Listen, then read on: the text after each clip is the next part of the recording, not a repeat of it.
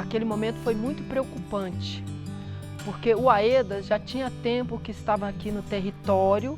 Nós ficou realmente muito preocupados, porque a assessoria do AEDAS é muito importante no nosso território, porque nós caímos numa situação com o decorrer do acontecimento da Vale, sozinhos, sem saber o que nós ia fazer, como que nós ia vivenciar isso tudo. E aí chegou o AEDAS, que deu muito suporte. Não falo só suporte, só a pessoa atingida em si, mas aos projetos, sabe, foi de muita valia.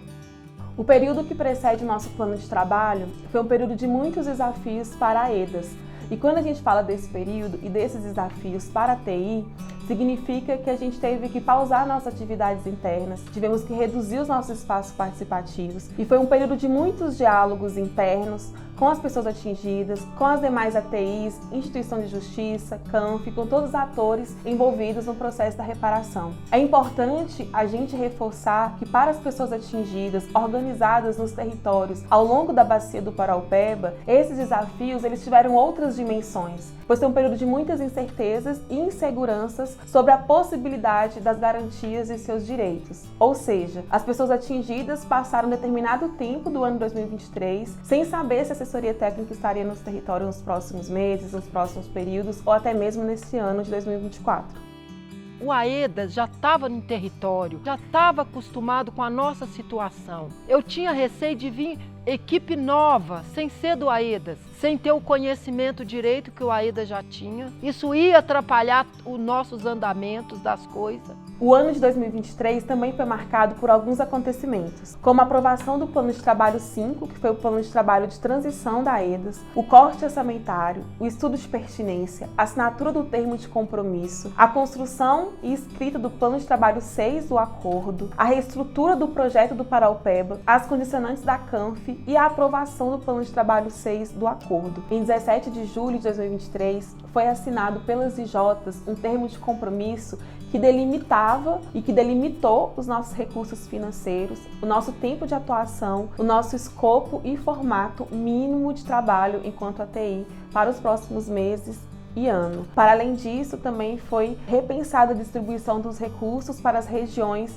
de toda a bacia do Paraupeba. Dentre as definições, foi demarcado a priorização de atuação da TI. Foi orientado no termo de compromisso o apoio e a garantia da participação das pessoas atingidas no que diz respeito ao anexo 1.1. Também foi indicado e orientado o apoio e a garantia da participação para a consulta popular específica às comunidades autorreconhecidas como povos e comunidades tradicionais, respeitando o protocolo de consulta referente ao anexo 1.3 e ao 1.4. E também foi orientado o apoio e a garantia da participação informada das pessoas atingidas para o acompanhamento e o cumprimento do acordo judicial e todos os seus anexos. Após o corte orçamentário e a assinatura do termo de compromisso, a AEDAS teve que elaborar um plano de trabalho que atendesse às orientações e às priorizações do termo de compromisso, mas que também não deixasse de atender às demandas e necessidades que vinham do campo das pessoas atingidas. Para isso, foi necessário a AEDAS olhar para suas equipes, olhar para o projeto, para suas metodologias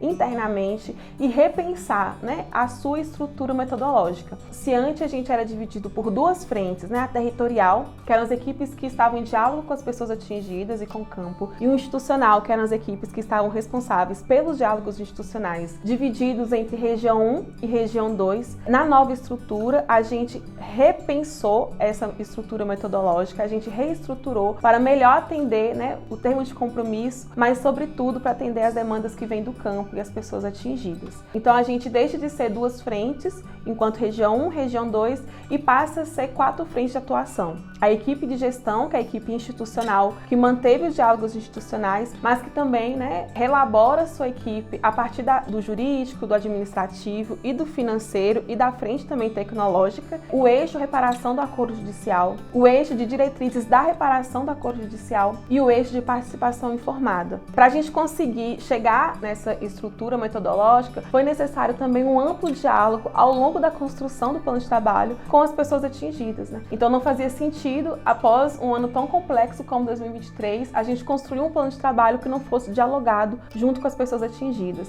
Para isso foi realizado oficinas junto às comunidades e os territórios atingidos na região 1 e na região 2. No nosso plano de trabalho é possível, inclusive, identificar essas contribuições das pessoas atingidas. Assim, foi possível construir um plano de trabalho em diálogo com as pessoas atingidas para um melhor atendimento às suas necessidades, mas que também atendesse, né, todas essas complexidades impostas no período, né, na nossa atuação. A minha participação foi importante aquele dia, porque aquela reunião que nós fizemos, né, de equipe com equipe, foi para a vida. Aquilo mudou tudo. É importante as ATIs estar conosco, porque cada um de nós tem um projeto que os ATIs já são acostumados e eles já estão em território. Então é importante que as ATIs permaneçam.